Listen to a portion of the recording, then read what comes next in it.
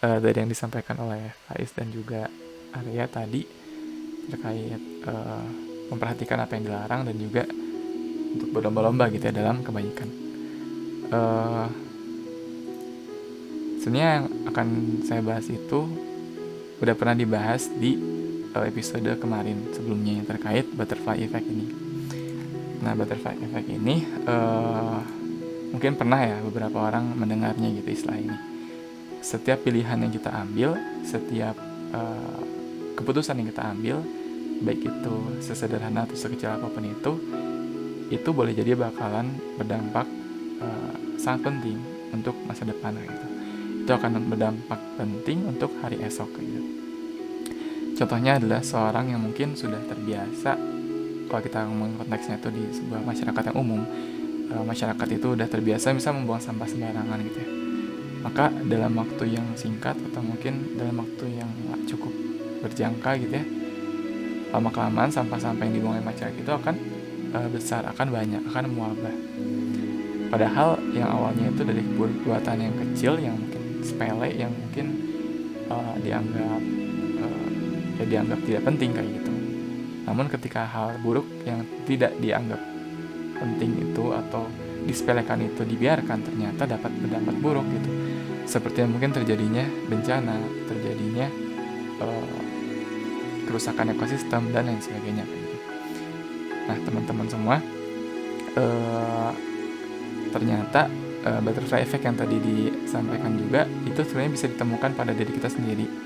Bisa kita temukan juga pada cara kita hidup di dunia kayak gitu, kasarnya atau bahasa lainnya kayak gitu. Kenapa? Karena dalam Islam itu setan itu berperan sebagai akar tipu muslihat dan hawa nafsu yang mengajak manusia ke jalan yang buruk gitu. Allah berfirman Quran surat Al-Hijr ayat ke-39, Allah SWT berkata bahwasanya iblis itu berkata, Tuhanku, oleh karena engkau telah memutuskan bahwa aku sesat, maka pasti akan jadikan kejahatan terasa indah dan bagi mereka yang ada di bumi, dan aku akan menyesatkan mereka semuanya. Jadi dalam Al-Quran itu udah disebutkan bahwa setan itu bakal ngebikin apa yang sebetulnya salah itu kelihatannya itu indah kayak gitu. Apa yang sebetulnya salah, apa yang sebetulnya buruk, itu tuh dibikin indah, dibikin kok kayaknya benar kayak gitu. Nah, namun dalam aplikasiannya kayak gitu ya, setan itu nggak langsung ngasih tahu gitu, nggak langsung dengan cara yang gamblang gitu bahwa ini tuh adalah hal yang buruk tapi ini tuh indah kayak gitu. Tapi dengan perlahan-lahan kayak gitu. Setan itu merayu.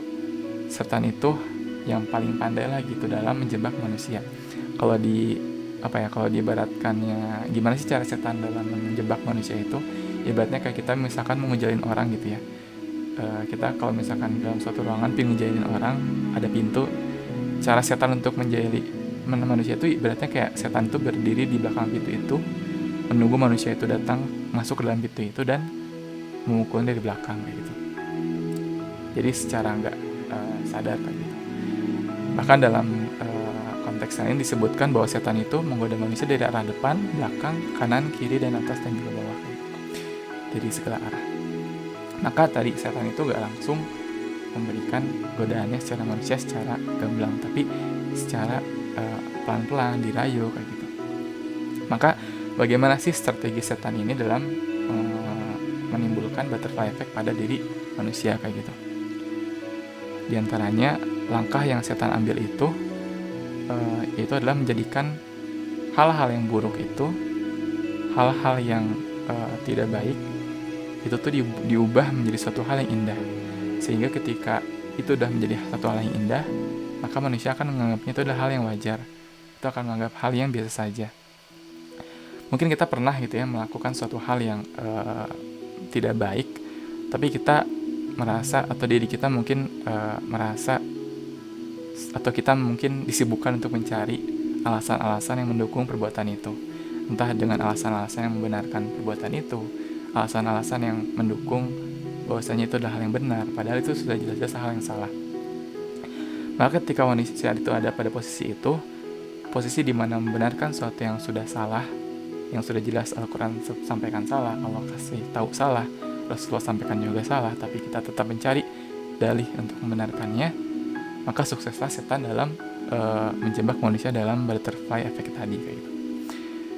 Meskipun walaupun kayak gitu ya, yang perlu kita tanamkan pada diri kita itu adalah ternyata tipu daya setan itu tidak sekuat yang kita bayangkan gitu. Karena tadi setan itu merayu, sebetulnya Allah sampaikan tipuan setan itu adalah tipuan yang lemah. Dalam Quran surat An-Nisa ayat ke-70 Allah sampaikan, inna kaida syaitani kana dha'ifa, bahwasanya sesungguhnya tipu daya setan itu lemah. Nah, jadi kelemahan setan itu adalah mereka tidak bisa menguasai hamba Allah yang soleh. Mereka itu nggak bisa menguasai hamba Allah yang punya iman yang bagus, punya iman yang kokoh, punya akidah yang kuat kayak gitu. Sebaliknya setan itu akan kuat ketika menggoda yang kondisi iman yang lemah, kondisi akidahnya pun tidak kokoh kayak gitu.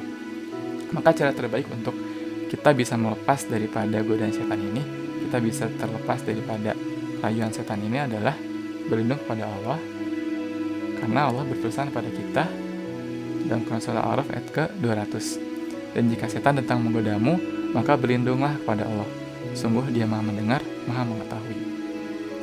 Dalam sebuah tafsiran dari ayat dari Quran surah Al-A'raf tersebut, di ayat yang lainnya, di ayat ke-65 disebutkan bahwa Allah berfirman yang artinya, sungguhnya hamba-hambaku yang beriman dan mengerjakan ketaatan kepadaku, engkau tidak akan bisa berkuasa atas mereka, wahai iblis, karena Allah senantiasa membentengi mereka dari tipu dayamu, dan cukuplah Allah sebagai penjaga bagi orang-orang yang selalu menyerahkan segala urusan kepadanya. Nah, dari ayat ini juga kita jadi paham bahwa oh ternyata kita tuh bisa berlindung pada Allah gitu, bahwasanya emang Allah adalah satu-satunya tempat untuk berlindung dari godaan-godaan setan. Akhirnya jangan pernah memberi peluang sedikit pun bagi setan untuk menguasai diri kita. Melawan setan memang bukan suatu perkara yang mudah, dan bukan perkara yang